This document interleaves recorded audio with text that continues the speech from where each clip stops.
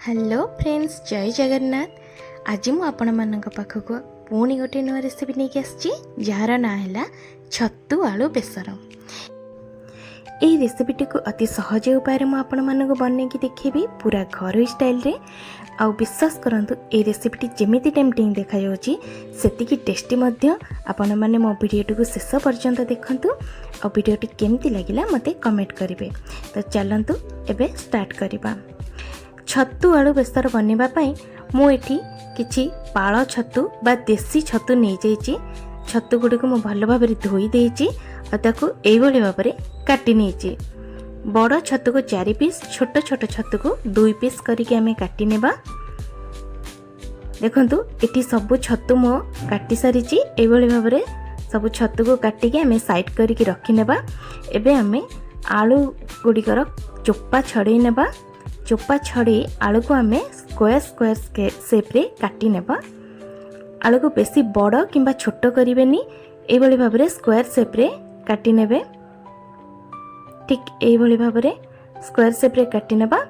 Eighty gas रे कड़े गरम करी सेतिरि किछि हमें सोरिष तेल देई देबा। तेल गरम हे आसले काटिकी रखिथिबा आलू को हमें भाजीबा पई देई देबा।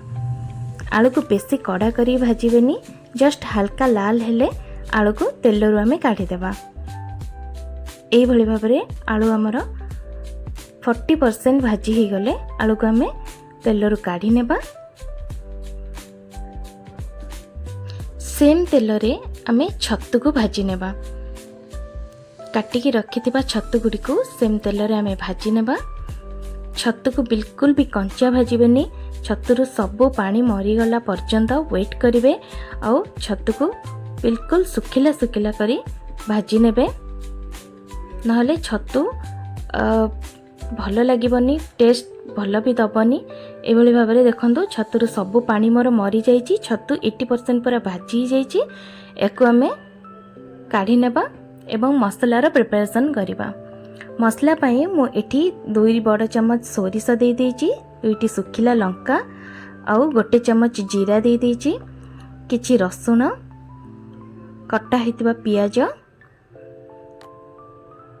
आउ किछि धनिया पत्र को देकी आमे यार गोटे फाइन पेस्ट बनै नेबा।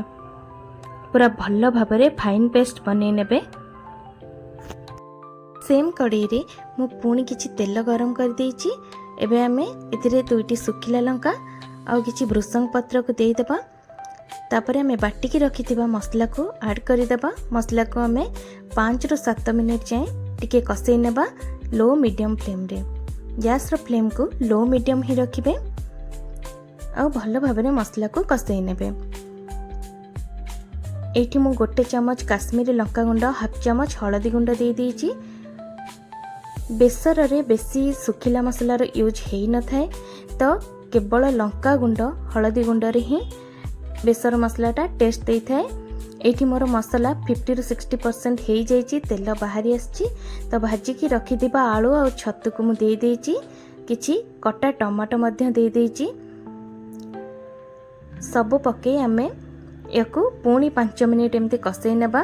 तापरे मु स्वाद अनुसार लूण पके देइछि। लूण को पकाई पुणी आमे 2 ରୁ 3 मिनिट याकू कसेई नेबा। देखंतु मोर छतु आउ मसला भल भाबरे कसी ही जाइछि। एठी आवश्यक मुताबक पानी दे देबे। जेहेतु मोर ग्रेवी दरकार नहीं, तो मु एठी बेसी पानी रो यूज करूनी। मु एठी 1/2 ग्लास पानी नेछि। तो आपण माने मध्य जेते कम रो कम पानी एठी केवल आलू आउ छतु जेतिकी परसेंट सिझिछि बाकी सिझिबा पई पानी रो यूज करबा। हमर एठी ग्रेवी दरकार भी नहीं। एको हम एबे फुटिबा पई छाडी देबा लो मीडियम फ्लेम रे। देखंतु एठी मोर ग्रेवीटी फुटी आसीछि। तो एको में पुणी 5 मिनिट कवर करि नेबा एवं पानी गुडी को सुखिबा पई छाडी देबा। एठी मोर 5 मिनिट हे जाइछि। पूरा परफेक्ट टेक्सचर मोर आसी जाइछि। देखंतु छतु आलू बेसर रो परफेक्ट टेक्सचर मोर आसी जाइछि। पानीटी सुखी जाइछि। तो एठी हमें गैस रो फ्लेम को ऑफ कर देबा।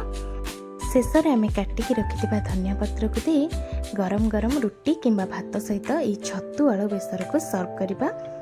देखंतु आपण मानक रिक्वेस्ट आपण माने निश्चय यही मेथड रे गोटे थर छतु आलू बेसर को ट्राए करंतु। आपण पाଳ छतु देसी छतु बा बटम छतु जेकोसी छतु को यूज करी ए रेसिपीटी बनै पारिबे। जदि आपण मानक मो रेसिपीटी भल लगी थाए तो निश्चय कमेंट करी मते जणैबे आ मो चैनल को सब्सक्राइब करिवे। धन्यवाद।